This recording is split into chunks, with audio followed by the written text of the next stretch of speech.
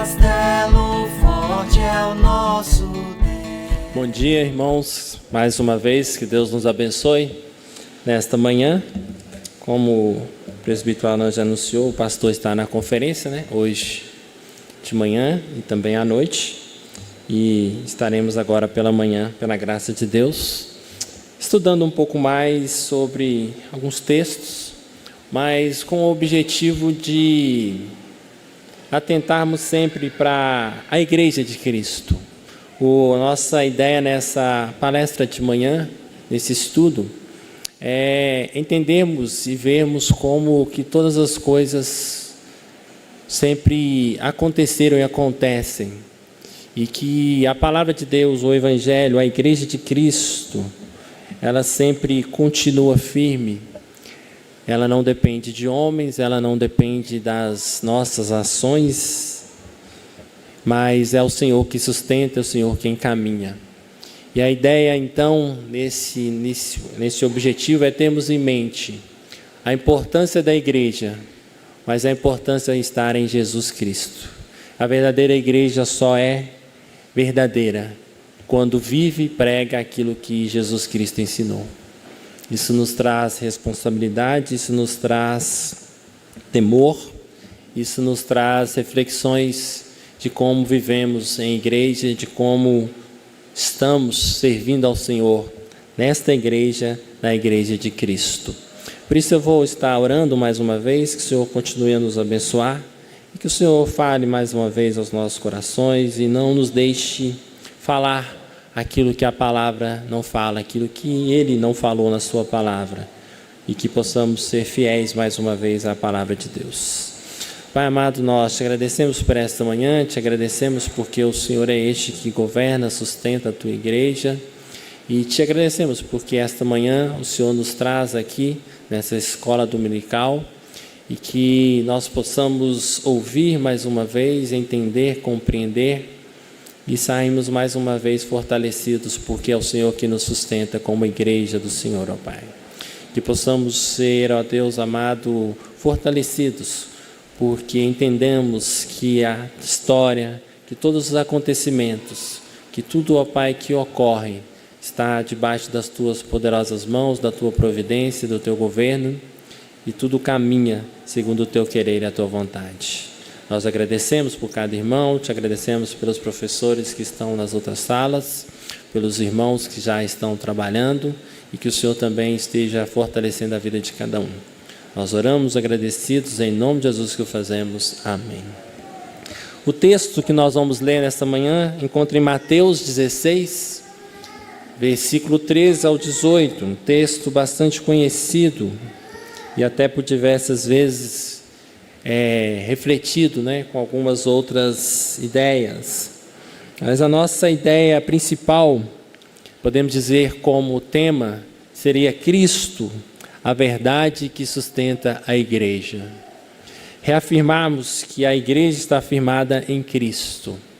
E em Cristo é a verdade. Não é apenas um nome, não é apenas denominações, mas a igreja de Cristo.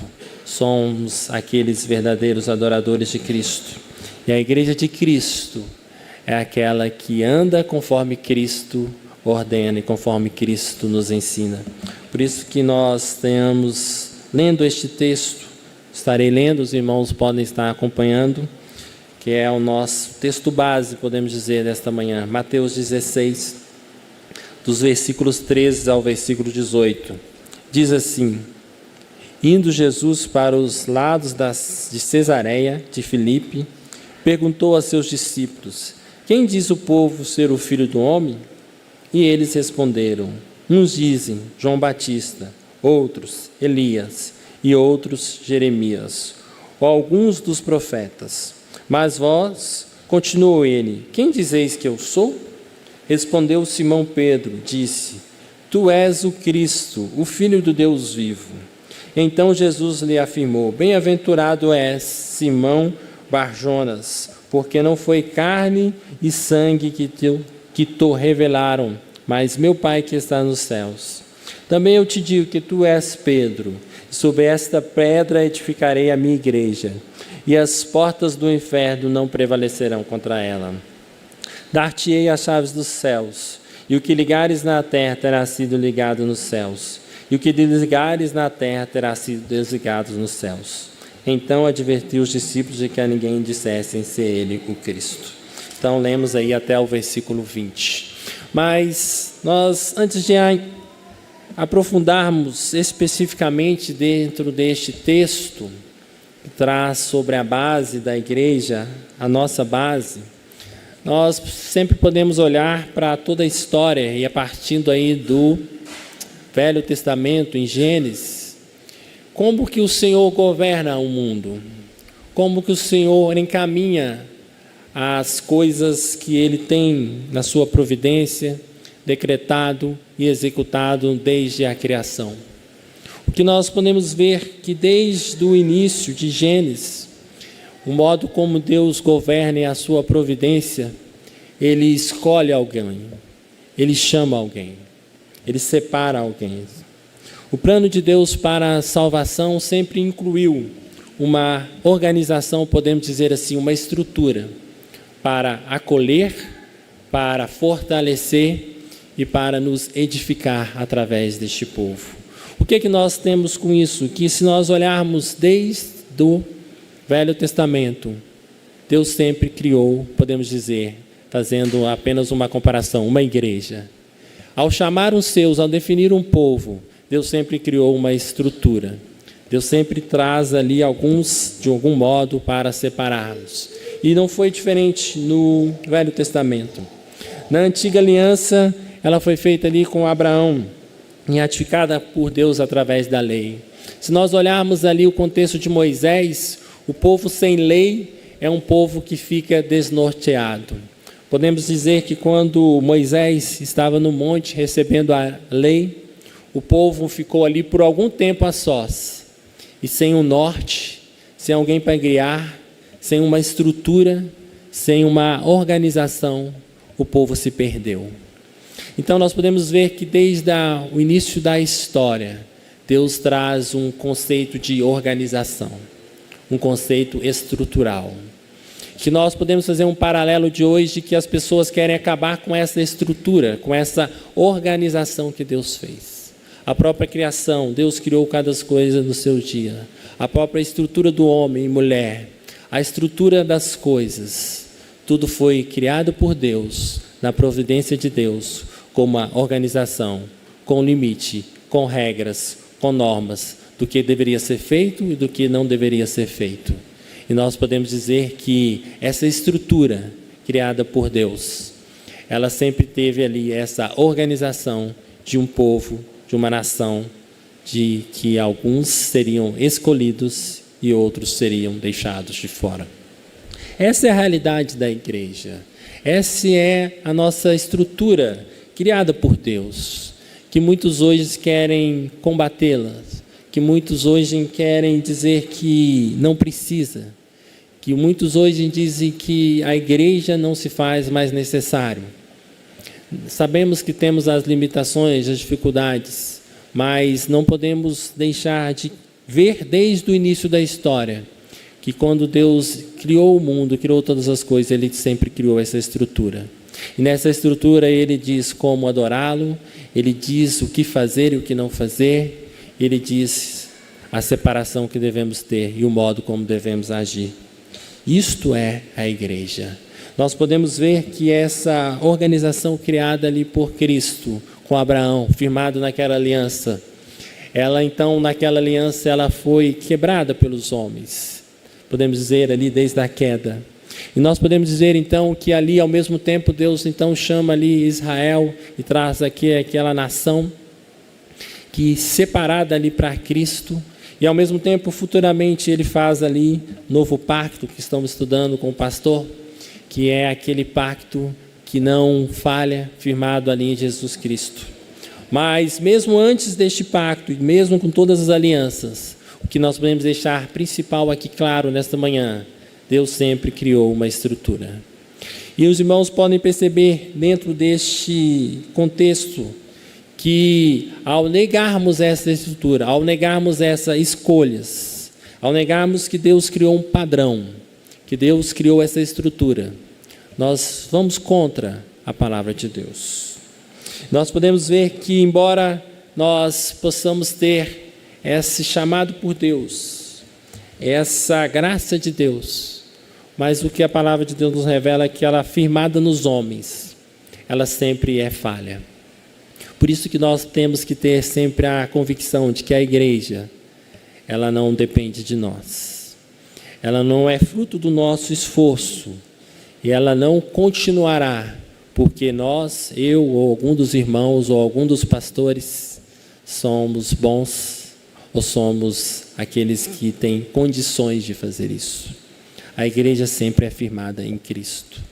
Toda a história sempre foi firmada em Cristo. Podemos dizer, encaminhando um pouco da história, que após quebrar aquela aliança, o povo judeu ali teve então o chamado ali, aquele povo chamado naquele tempo como Israel. Se nós olharmos a interpretação bíblica de muitos hoje, esse contexto de guerra, apenas fazendo uma análise histórica, por que muitos entendem que estamos perto do fim do mundo, do fim dos tempos, com esta guerra de Israel com o Irã? Porque eles ainda estão fixados nessa estrutura que foi feita no Antigo Testamento, aonde que o povo de Deus, aonde que os escolhidos de Deus era chamado ali Israel. Dentro daquela estrutura daquele tempo, o Senhor então chamou a igreja, chamou o seu povo de Israel. Mas nós podemos ver que após a nova aliança, novo pacto, o Israel hoje somos todos aqueles que são salvos em Cristo, aqueles que andam segundo a palavra de Deus. Israel hoje não é apenas um povo, uma nação. Israel hoje não está ali, podemos dizer, no sentido bíblico, em guerra. O que está em guerra é uma nação. E por isso que eles brigam tanto, porque eles estão presos à ideia daquela local, a ideia de que eles não podem sair ali de Israel, a ideia de que quando Israel for destruído, a Israel nação, seria uma guerra contra a igreja de Cristo. Então, entendendo essa estrutura e passando um pouco sobre este contexto histórico, entendamos hoje que a igreja ela está firmada em Cristo. E é isso que foi lido aqui no texto de Mateus. E é isso que nós vamos ver que vai ser discorrido aqui e afirmado por Pedro, afirmando que a estrutura criada por Deus desde o início, ela permanece. E que essa estrutura, mesmo com tantas adversidades, com tanta história, com tantos momentos, ela seguirá firme até a volta de Cristo. Mas essa estrutura hoje não pode ser entendida como uma nação, Israel, como uma nação, um povo, mas um Israel de Cristo, como aqueles escolhidos, chamados por Cristo. Podemos dizer, todas as igrejas, todos aqueles que, igreja no sentido aquele que confia, aquele que é chamado, aquele que anda segundo os caminhos do Senhor. Como nós dizemos hoje, igreja, nós passamos muito por momentos de denominações, né? Não há como distinguir, mas no sentido aqui, a igreja de Cristo, a igreja verdadeira, a igreja firmada em Cristo. Então são todos aqueles que são escolhidos por Deus, todos aqueles separados por Deus. A igreja é este povo que é separado, é este povo que está ali para adorar, para glorificar a Deus e para viver conforme a igreja de Cristo. Se nós olharmos, passando agora para o Novo Testamento, então tenhamos claro sempre essa ideia de organização, com Abraão, Israel, e aí vemos para o Novo Testamento. Podemos dizer ali que após a morte e a ressurreição de Cristo, nós temos o início que nós podemos dizer da igreja primitiva. A igreja primitiva, podemos dizer ali, ela se tem ali em Atos. Nós temos que antes disso, haveria ali que os cristãos eram considerados como uma seita, como um povo que se reunia. Então, mesmo que o Senhor trouxe essa estrutura desde o Antigo Testamento, separando o seu povo, até chegar aqui no Novo Testamento, não se tinha a ideia, não se tinha essa convicção de que aqueles que eles estavam chamando ali era o povo de Deus, a igreja de Deus, os escolhidos de Deus. Mesmo que durante todo esse tempo Deus tenha deixado claro essa estrutura, muitas vezes até aqui ela não tinha sido ainda muito bem definida e muito bem visível perante todos. Então os irmãos daquela época, após os discípulos ali no Novo Testamento, se reuniam em casa, se reuniam em alguns lugares, e ali então em Atos nós podemos dizer que se começa a criar, e diz a história, que se começa ali a história da igreja primitiva. Mas uma história que já vem desde o Antigo Testamento, uma história guiada, controlada, uma história que não foi dependente dos homens, mas ela foi seguindo os próprios caminhos do Senhor. E bem rapidamente passamos entre esse contexto histórico. Então, que os irmãos estejam bem claros. A primeira ideia é dizer, Deus sempre criou essa estrutura, uma organização. Quando fugimos disso, fugimos do padrão de Deus, daquilo que Ele criou desde o início. Que durante a história do Velho Testamento, nós tivemos ali diversos momentos, diversas alianças, diversos pactos ali, que trouxeram ali, encaminharam para dizer que o homem não conseguiria fazer cumprir toda aquela pacto, toda aquela aliança. E aí vemos no Novo Testamento. Mas a estrutura continua e se fundamenta ali em Cristo no Novo Testamento. O que nós podemos dizer que mesmo após esse fundamento e após a criação da igreja primitiva, a igreja sofre, a igreja tem os seus altos e baixos. Essa estrutura organizacional, essa estrutura de igreja, essa estrutura de servos, de pessoas chamadas por Cristo, ela tem um caminho que vai seguindo o decorrer da história com muitos momentos difíceis. Nós comemoramos hoje, no sentido do mês, a Reforma Protestante. E nós podemos ver que desde o início da história da igreja primitiva, a vida daqueles que serviam ao Senhor, elas não foram fáceis. A vida daqueles que seguiam a Cristo, elas não tiveram apenas momentos felizes. Nós podemos iniciar então ali a partir do primeiro século, nascimento de Jesus, a morte, mas necessariamente do primeiro século ao século 3.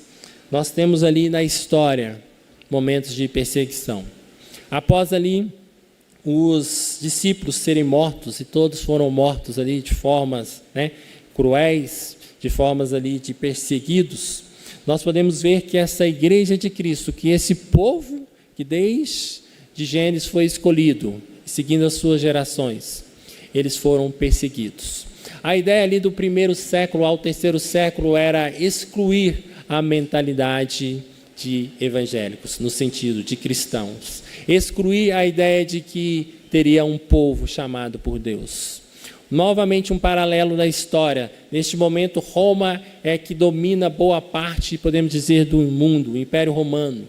O Império Romano ali, ele cria o que nós chamamos hoje da Palestina, o Estado palestino. E a ideia histórica dessa criação é acabar com a ideia dos judeus. E quando eles criam esse Estado, eles querem acabar com a mentalidade de que existia um povo escolhido por Deus.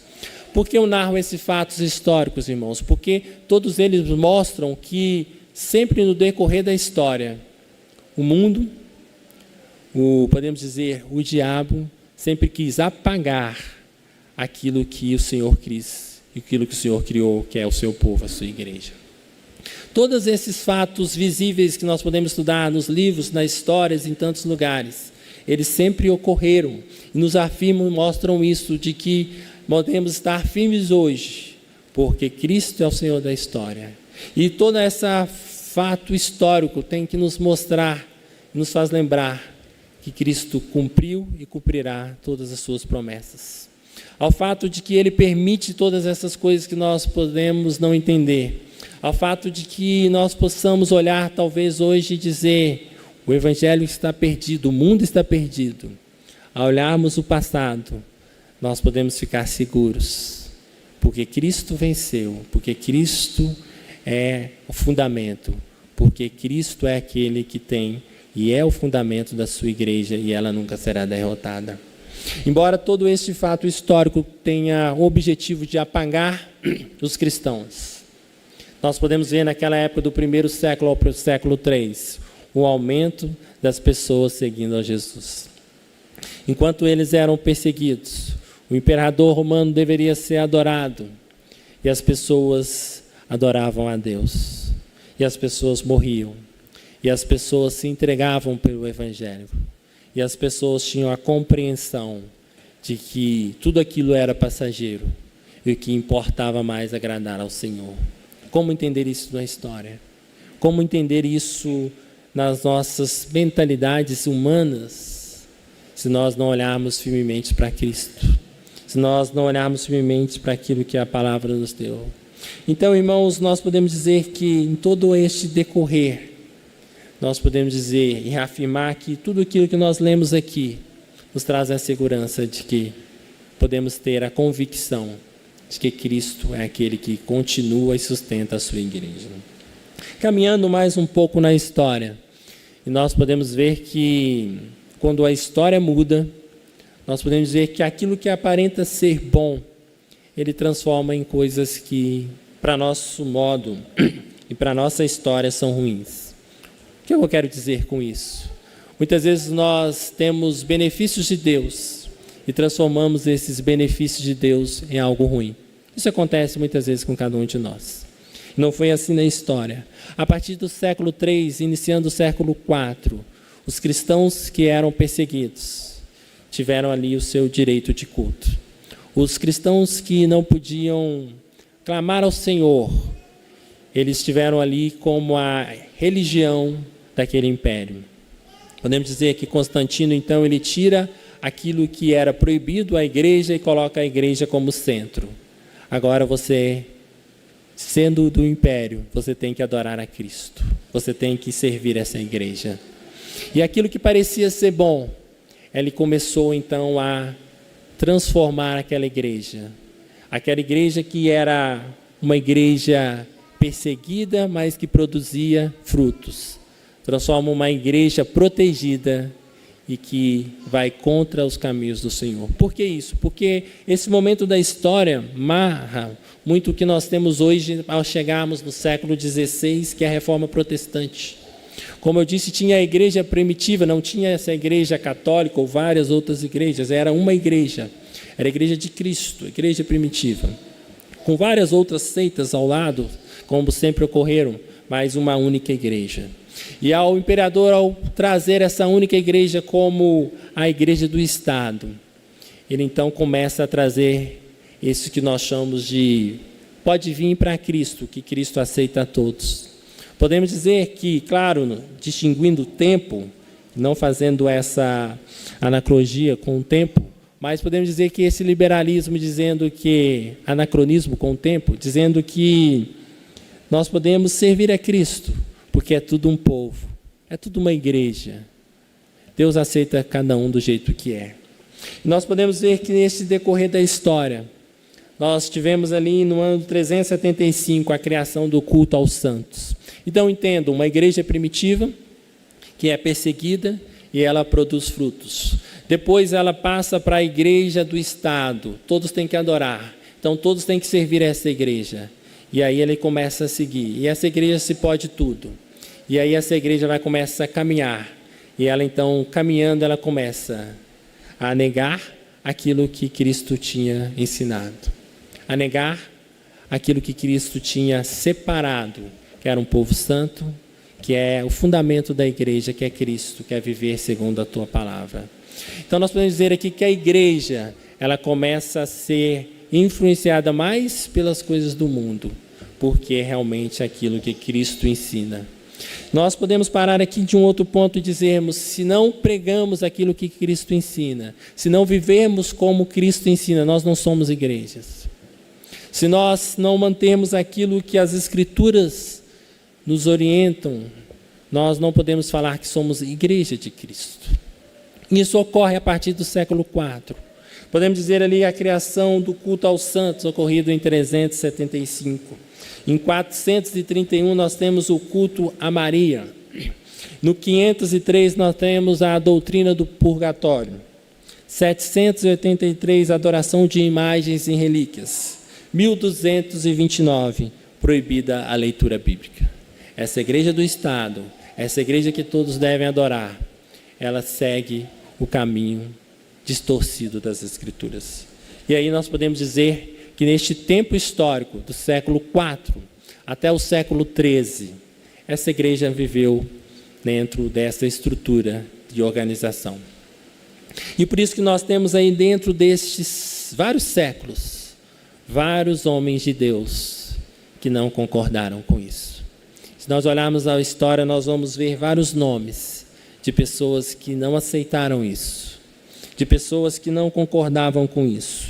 E podemos dizer especificamente a partir do século XIII, começa o que nós chamamos ali da pré-reforma, de pessoas se levantarem mais firmemente como evangélico.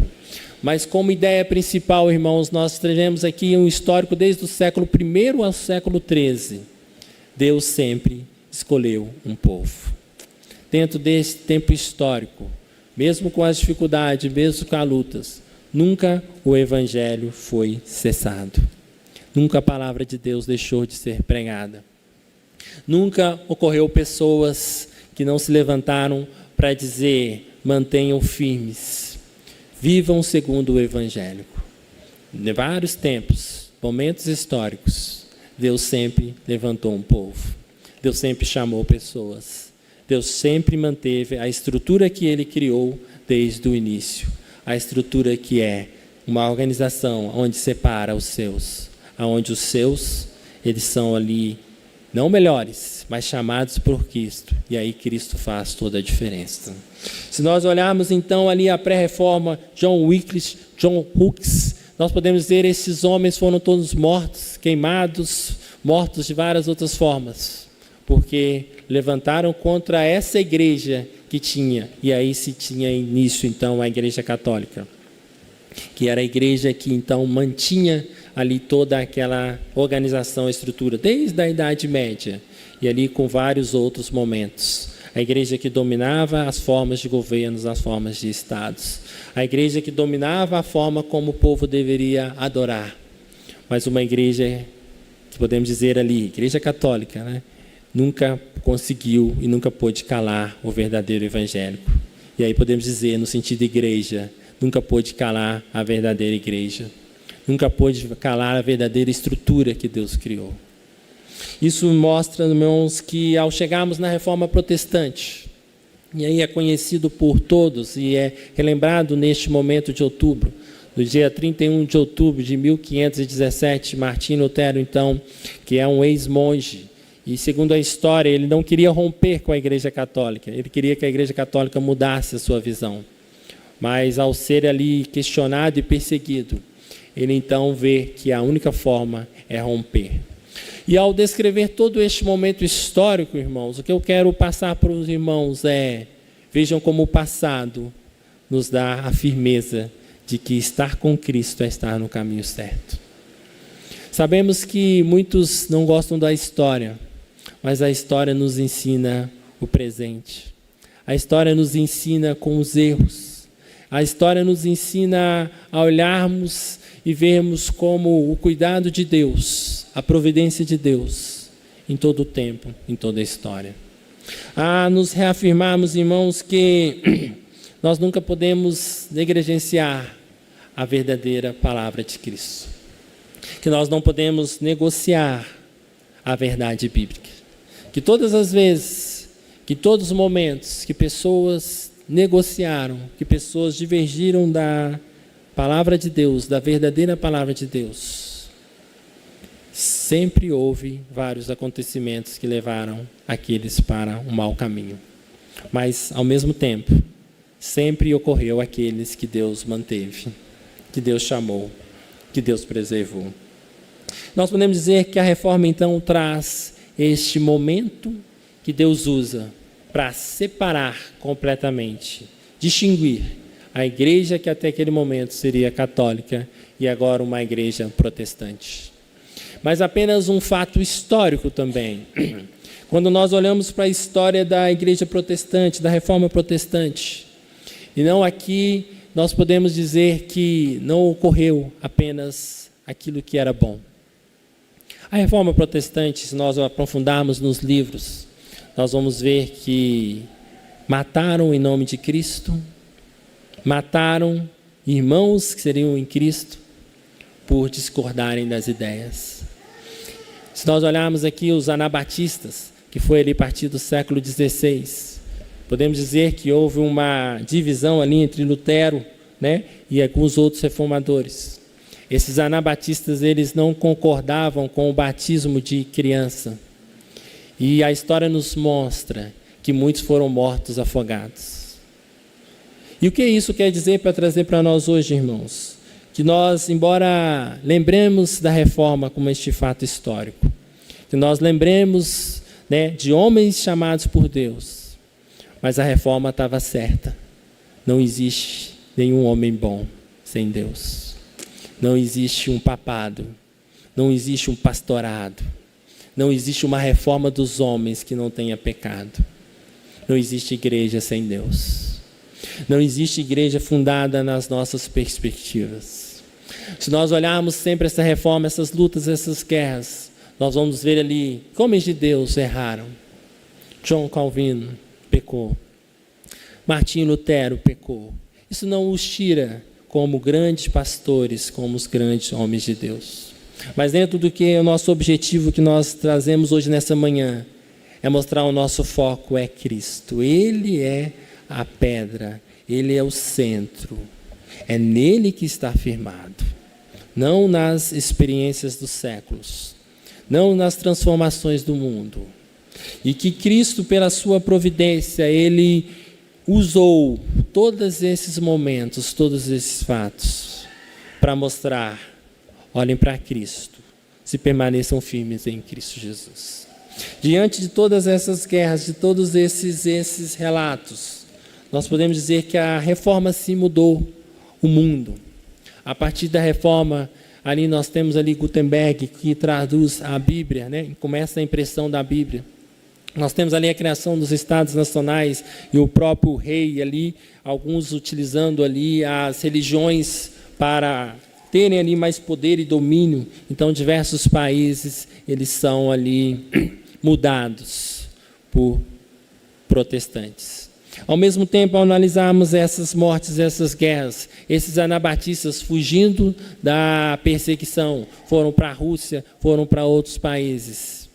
O que eu quero dizer aqui, irmãos, que em toda essa história, os acontecimentos bons e maus, Deus sempre utilizou para o seu evangelho chegar a todos.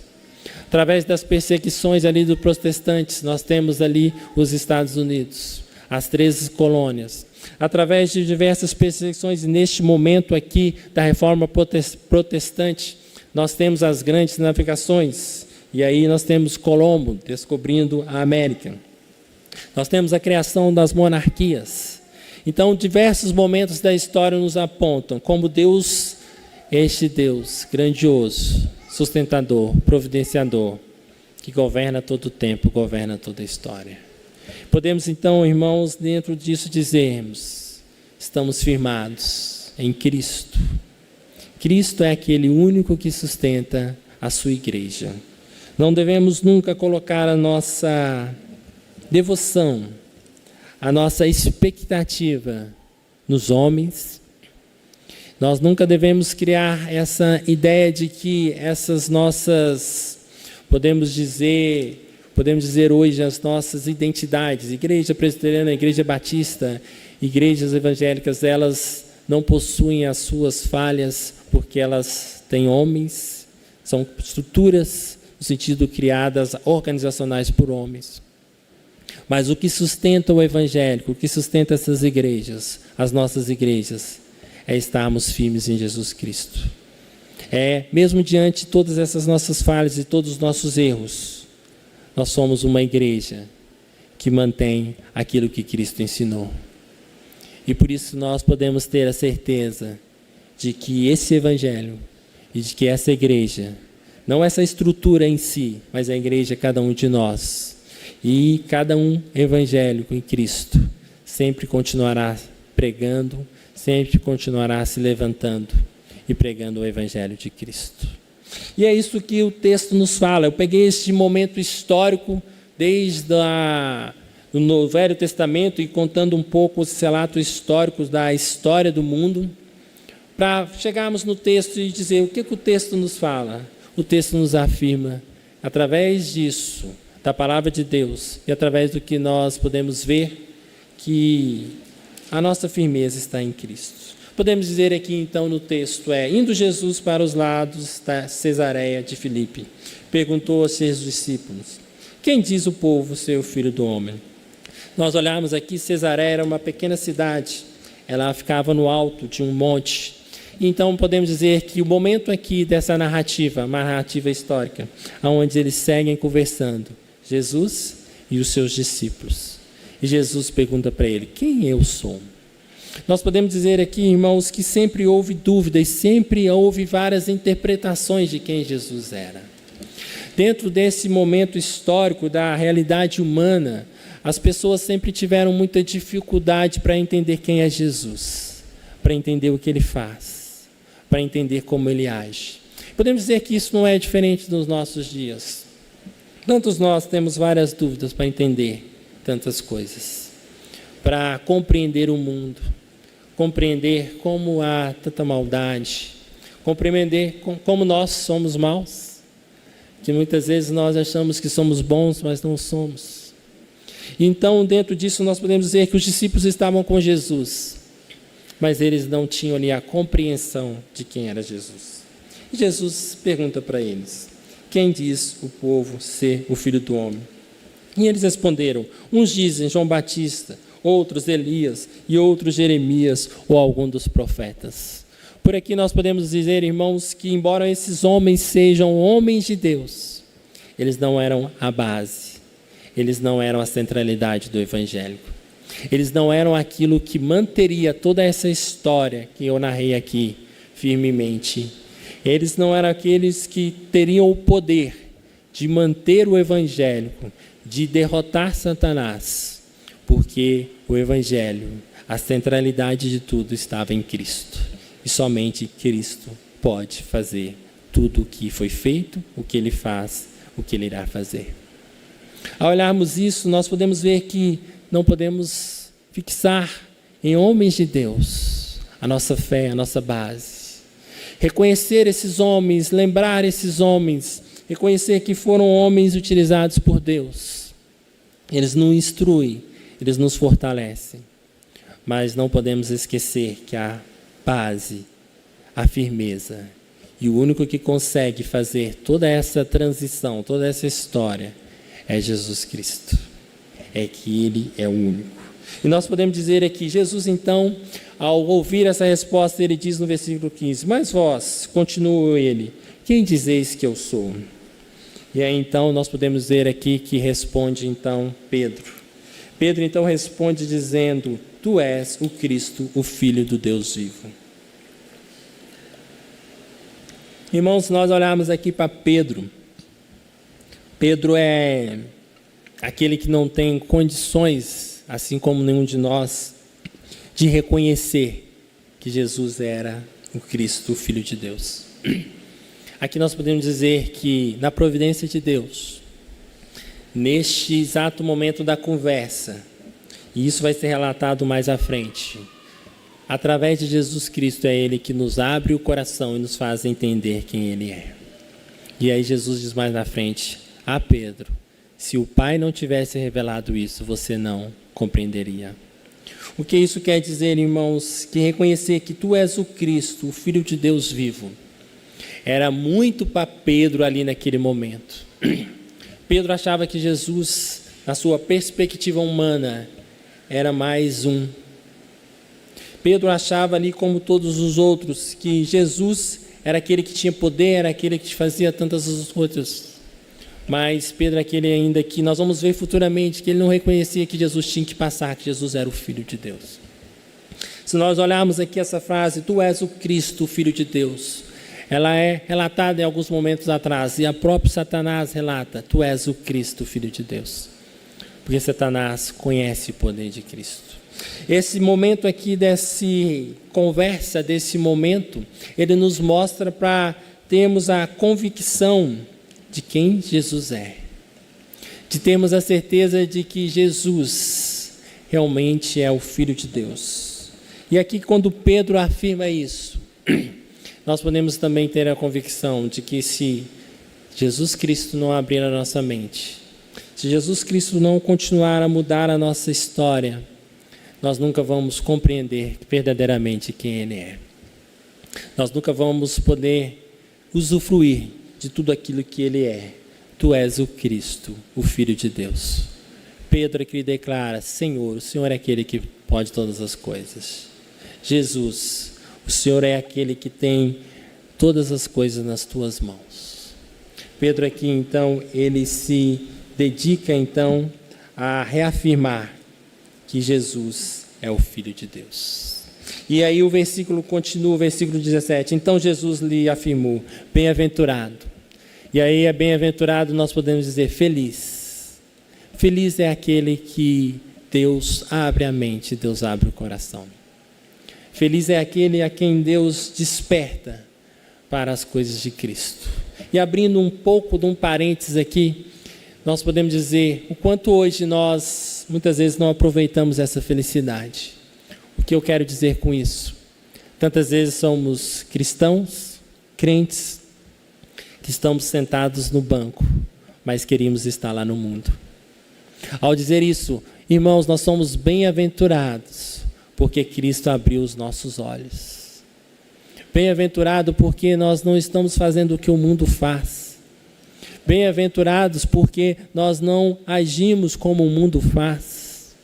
E ao dizer aqui esse parágrafo, essa bem-aventurança não vem de nós, porque somos bons ou melhores do que alguém. Ela vem porque Cristo, o Filho de Deus, Ele nos chamou. E ela vem porque através disso, desse chamado, Cristo consegue nos resgatar.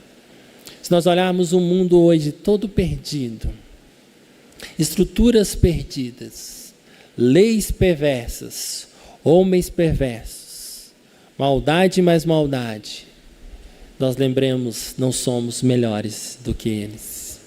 Nós somos bem-aventurados porque Cristo nos chamou, porque Cristo mudou a nossa história, porque Cristo mudou a nossa vida. E é isso que diz aqui então, Jesus afirma: bem-aventurado é Simão, porque não foi carne e sangue que te revelaram, mas meu Pai que estás nos céus. Aqui nós podemos dizer então outra situação que nós temos estudado sobre a predestinação, sobre vários conceitos teológicos, bíblicos. Não há nada que nos faz chegar a Cristo, nenhuma obra, nós mesmos. Não há nada humanamente, quando fala que não foi sangue, o sangue é aquilo que corre nos nossos corpos, que dá a existência, a vida. Não há nada que o homem possa fazer para conseguir enxergar a Cristo. Nós nunca conseguiríamos estar aqui sentados, nós nunca conseguiríamos estar aqui falando, se Cristo não tivesse nos aberto a mente, se Cristo não tivesse nos escolhido, se Cristo não tivesse realizado a sua obra em nós, nós não reconheceríamos que Ele é Jesus, o Cristo. Que, irmãos, nessa manhã nós possamos ter a ideia de quanto isso é importante para nós. A ideia de que nós estamos falando aqui sobre a estrutura, sim, da igreja, do valor da igreja, mas ao mesmo tempo dizemos como as nossas vidas, elas foram preservadas por Cristo. Quando nós olhamos para aquilo que está ao nosso lado, quando nós olhamos para a sociedade, quando eu olho para o meu serviço, tantas situações lastimáveis, nós podemos ver o quanto Deus tem nos agraciado.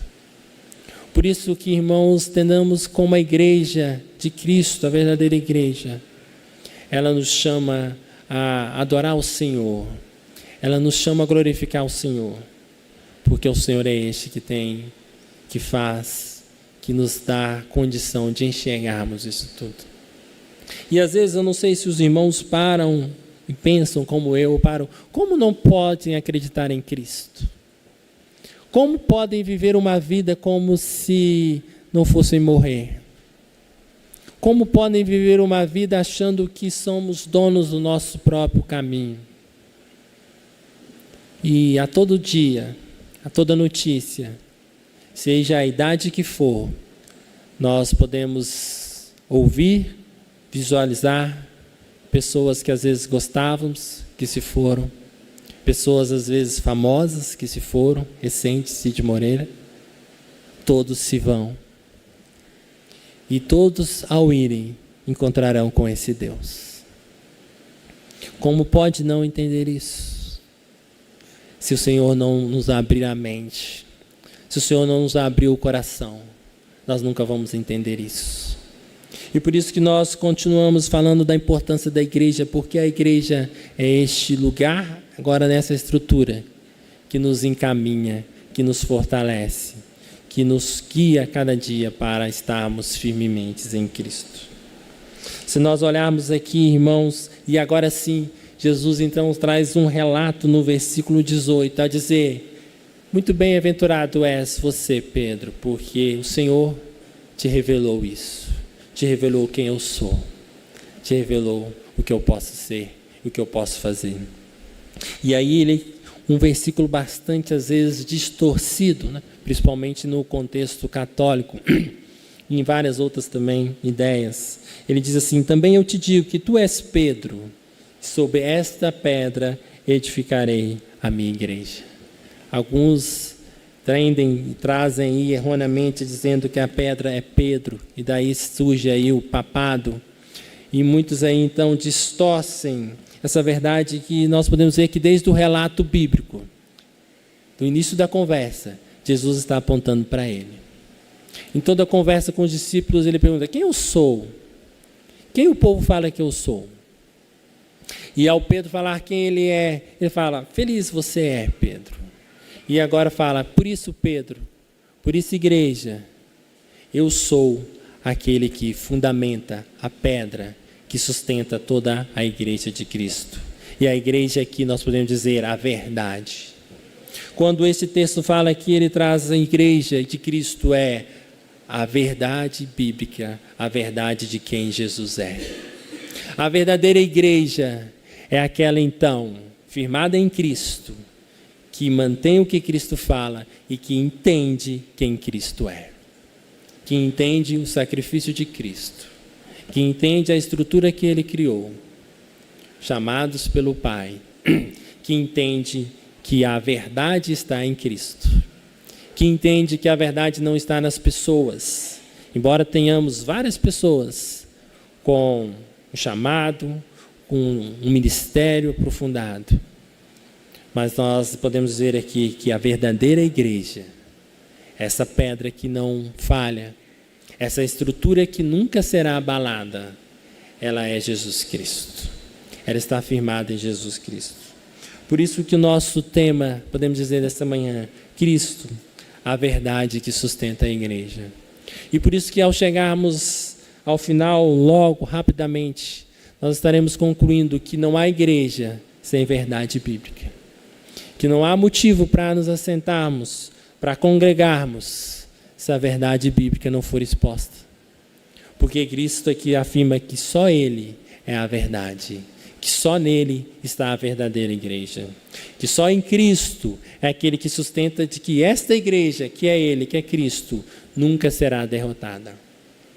Que aí ele não fala da estrutura organizacional de espaços, mas ele fala da verdade, do verdadeiro evangelho.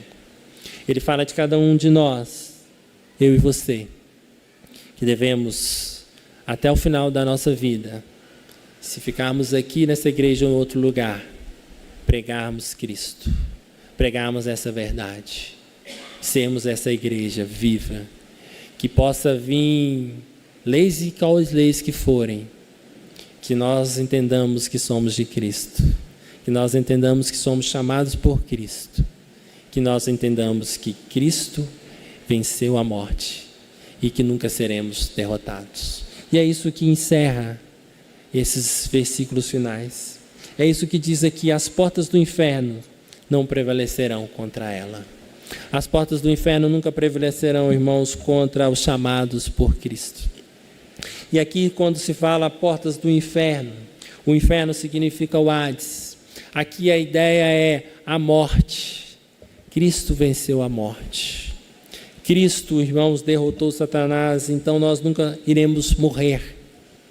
Nós nunca seremos aqueles destruídos pelo inimigo, porque Jesus Cristo venceu a morte, porque Ele ressuscitou. E podemos dizer aqui que então Ele diz: a igreja, a verdade sou eu sustento a igreja, e essa igreja nunca será derrotada, e a morte nunca os alcançará, o inferno nunca os alcançará, porque eu sou o que sustento a igreja de Cristo. Eu sou aquele que tenho condições. Somente o Senhor, então, pode nos fazer vitoriosos em Cristo. Por isso que nós olhamos para os Estados Unidos hoje. Por isso que nós olhamos para tantas outras nações europeias. E quem sabe podemos olhar, a igreja está fechando. As igrejas estão fechando. Grandes igrejas da Reforma Protestante hoje são espaços vazios. Grandes momentos ali daqueles países que influenciaram o mundo, hoje são países degradantes no sentido moral. Nos Estados Unidos, relatos de quem mora lá: drogas, a prostituição. Recentemente também aqui em São Paulo, andamos pelas ruas lá neste congresso que fomos, a imoralidade como sendo normal. Barzinhos e barzinhos de drogas, e as pessoas, nós tivemos que passar ali, e a gente tinha que mudar de via. Aquilo então parece ser normal. Parece que as portas das igrejas têm se fechado, mas não é a verdade, porque Cristo aqui nos afirma que, mesmo com essa degradação moral nos Estados Unidos, nos países europeus, há naqueles países irmãos que continuam pregando o Evangelho. Não pode ser naquelas estruturas grandiosas, podem ser nessas estruturas físicas, mas em seus lares, eles continuam pregando a palavra de Deus. E isto é a igreja. Isto é a igreja que nunca será derrotada. Isto é a igreja que está firmada na verdade, que é Jesus Cristo. Isto é a igreja que triunfará quando Cristo voltar.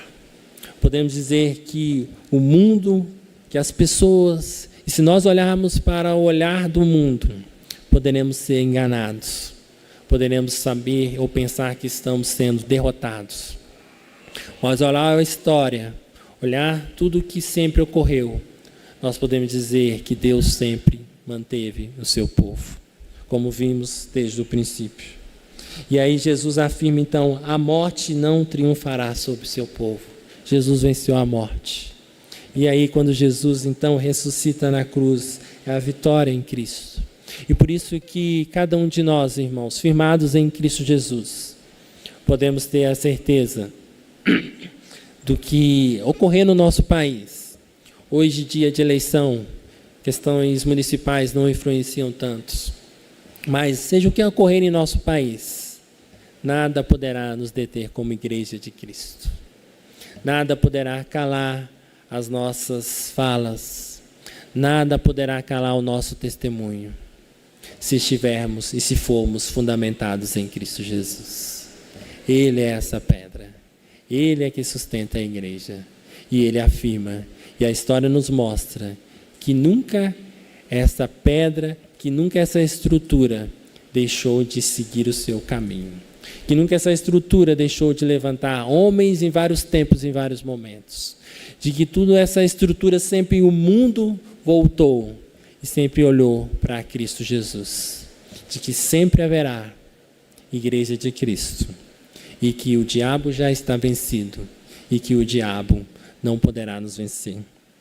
E aí, encerrando, o versículo 19 diz: dar-te-ei as chaves do reino dos céus. O que ligares na terra terá sido ligado nos céus, e o que desligares na terra terá sido desligado nos céus.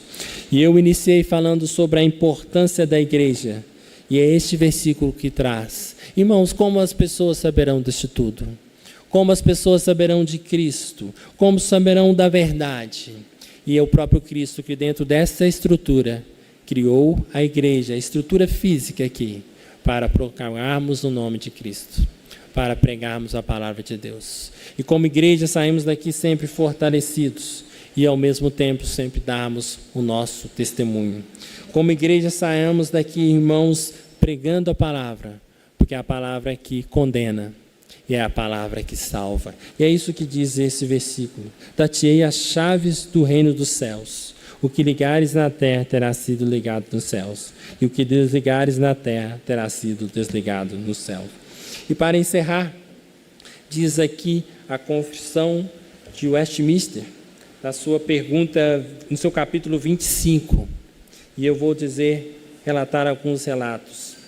No primeiro ponto, a Igreja Católica Universal, que é invisível, consiste no número total dos eleitos, que já foram, dos que agora são e dos que ainda serão reunidos em um só corpo. Sobre Cristo, seu cabeça, ela é a esposa, o corpo, a plenitude daquele que cumpre tudo em todas as coisas. Aqui, então, a Confissão de Westminster nos fala a importância do que é essa igreja, a universal, a igreja de Cristo. No seu parágrafo 5º diz aqui: as igrejas mais puras debaixo do céu estão sujeitas à mistura e ao erro. Algumas têm se degenerado a ponto de não mais serem igrejas de Cristo, e sim sinagogas de Satanás. Não obstante, haverá sempre sobre a terra uma igreja para adorar a Deus, segundo a vontade dele mesmo. A importância da igreja, a importância de sermos firmes, a importância de mantermos firmes aquilo que o Senhor nos ensina, porque senão estaremos do outro lado. Se não ensinarmos aquilo que Cristo ensina, se não mantermos na verdade, não estamos agindo como Cristo. E o Catecismo de Heidelberg, na sua pergunta 83 e 84, nos traz também essa firmeza deste versículo 19 que lemos. Diz assim: como se abre e se fecha o reino dos céus pela pregação do Santo Evangelho.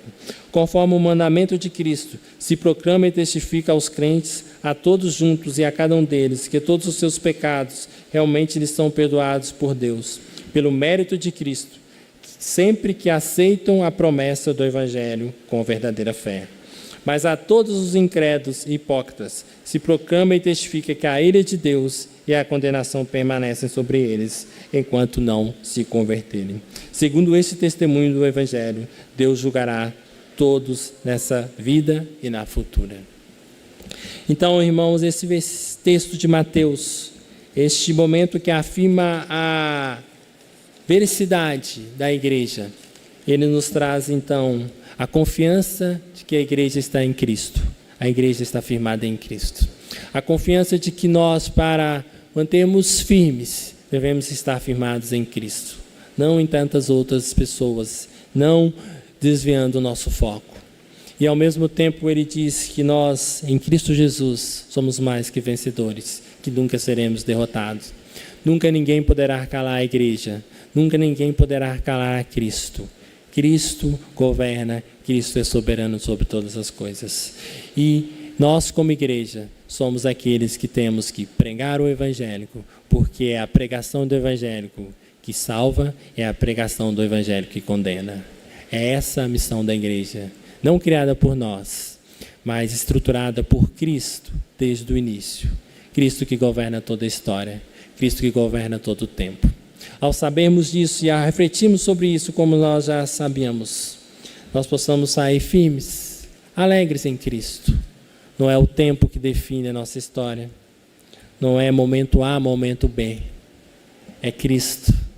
Se nós estamos em Cristo, nós só temos que aguardar o nosso chamado, só temos que aguardar o momento que Cristo voltará, mas ao mesmo tempo permanecemos firmes nele.